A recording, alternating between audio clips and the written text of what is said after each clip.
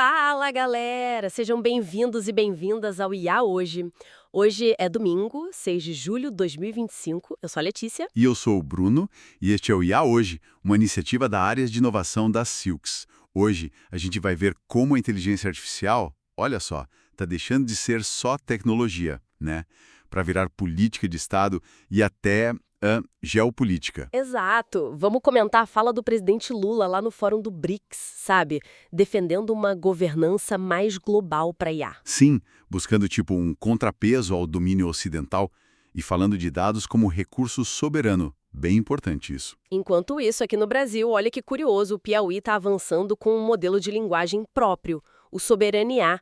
Mostra uma descentralização da IA no país, né? É verdade. E falando em Brasil, tem também um acordo novo com o Vietnã focado em IA, semicondutores, coisas bem estratégicas. Lá fora na Europa, a UE tá firme, né? Mantendo o cronograma do AI Act, mesmo com pressão da indústria, querem consolidar esse papel regulatório global. Uhum. E a briga no setor privado está esquentando. Publishers europeus entraram com um processo contra o Google. Por causa dos AI Overviews, aqueles resumos de IA. Isso mesmo, acusando de prática anticompetitiva. E tem mais, né? Tem um relatório da McKinsey mostrando que as empresas líderes já estão redesenhando processos inteiros em torno da IA. Sinal de maturação. Pois é, e para fechar, claro, nossa retrospectiva express da semana. Bora começar então? Vamos direto para o nosso primeiro bloco, Panorama Brasil. Então, começando por essa fala do Lula nos BRICS, essa governança multilateral para a IA. O que está por trás disso, né? Olha, me parece bem claro o objetivo, criar um equilíbrio, né? Um contrapeso ao poder tecnológico que hoje está muito concentrado. EUA, China, União Europeia. Exatamente. É uma tentativa de posicionar o BRICS como um quarto polo de influência aí. E essa ideia de remunerar países pelo uso de dados. E tratar como recurso soberano. Isso. É bem ambiciosa, né?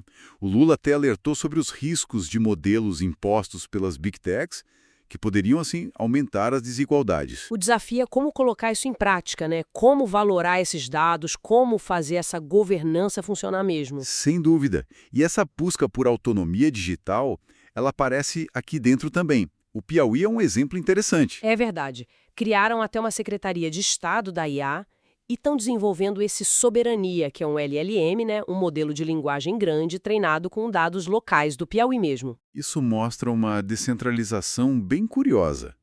Tipo, criando pequenas soberanias digitais aqui dentro. O secretário André Macedo falou que organizar os dados do governo é fundamental para isso. Faz todo sentido. Agora, claro, esses modelos regionais têm o desafio da escala, né? Competir com os gigantes globais em termos de recursos é complicado. Com certeza. E ainda nesse cenário internacional do Brasil, teve esse acordo com o Vietnã. Ah, sim. O Memorando de Entendimento focado em IA, semicondutores, indústria 4.0. Pois é, isso vem muito na esteira daquela guerra tecnológica EU-China, né? Países como o Brasil e Vietnã estão buscando, digamos, uma terceira via para não depender totalmente das grandes potências. Principalmente em semicondutores, que são a base de tudo hoje, né? A ministra Luciana Santos falou que é um aprofundamento estratégico das relações. Faz sentido. Bom, mudando um pouco o foco agora, vamos para negócios e startups. Tem uma pesquisa da McKinsey que está dando o que falar.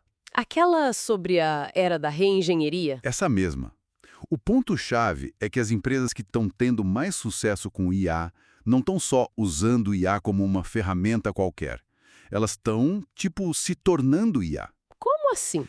Elas estão redesenhando processos centrais para operar em torno da inteligência artificial. A pesquisa diz que uns 21% já começaram essa transformação mais profunda, e isso impacta direto no EBIT, no lucro. Entendi. Então a gente saiu daquela primeira onda de só plug and play, tipo usar uma ferramenta pronta, para uma segunda onda de rewiring, de refazer a fiação interna da empresa mesmo. Exatamente.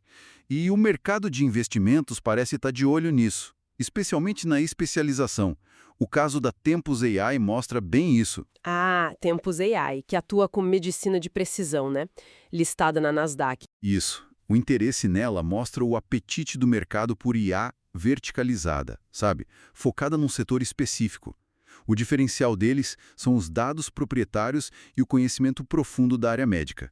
Cria um fosso de dados, uma barreira. É difícil para um modelo genérico competir com isso, né? Faz sentido.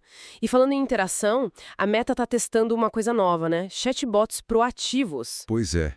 Imagina o bot começando a conversa com você no Messenger, no WhatsApp, no Instagram.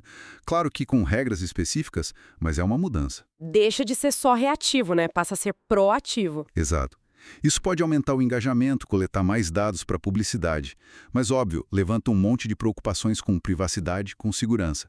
Lembra um pouco os riscos da Character AI. É uma linha tênue mesmo entre ser útil e ser invasivo, né? A Meta está testando os limites aí. Com certeza. Bom, vamos para a pesquisa e desenvolvimento. Tem um paper interessante sobre alinhamento delimitado. Bounded Alignment. O que seria isso?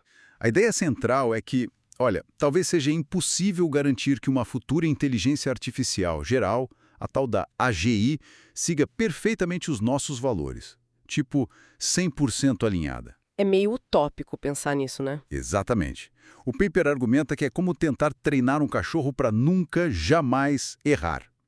A proposta mais realista seria buscar uma confiabilidade social, algo parecido com o que a gente espera de humanos ou até de animais bem treinados. Entendi. Então, o foco da regulação deveria ser mais em transparência, gestão de risco, e não nessa busca por uma perfeição que talvez nem exista. Isso.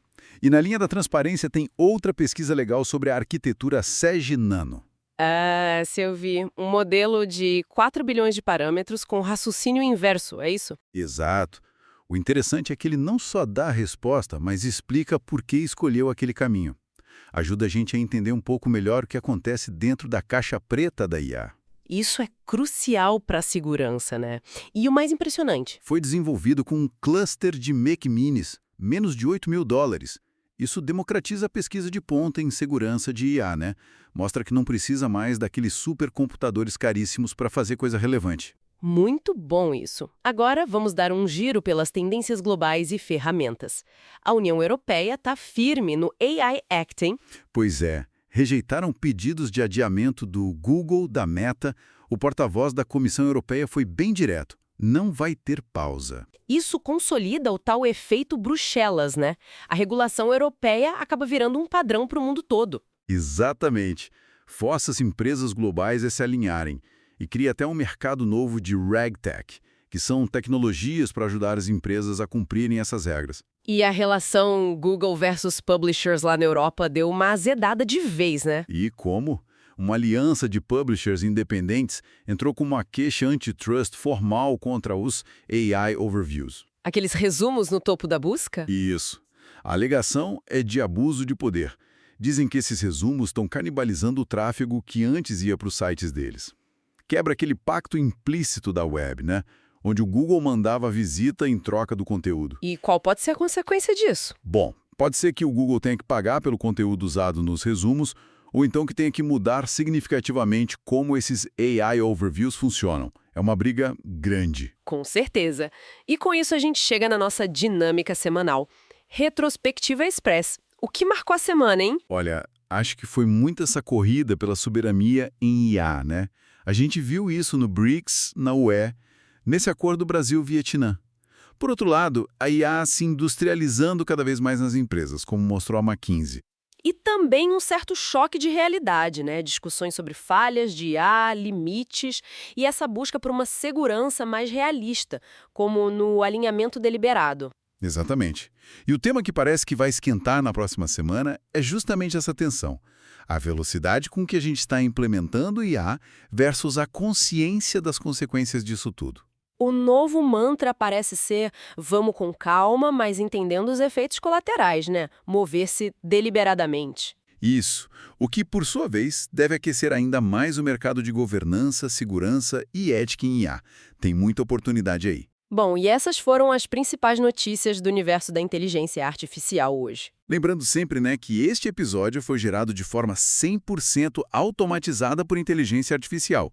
As informações são baseadas em fontes públicas. É sempre bom checar as fontes originais para confirmar, tá? Recapitulando rapidinho, vimos a IA virando política de Estado, com o BRICS buscando soberania e o Piauí inovando aqui dentro.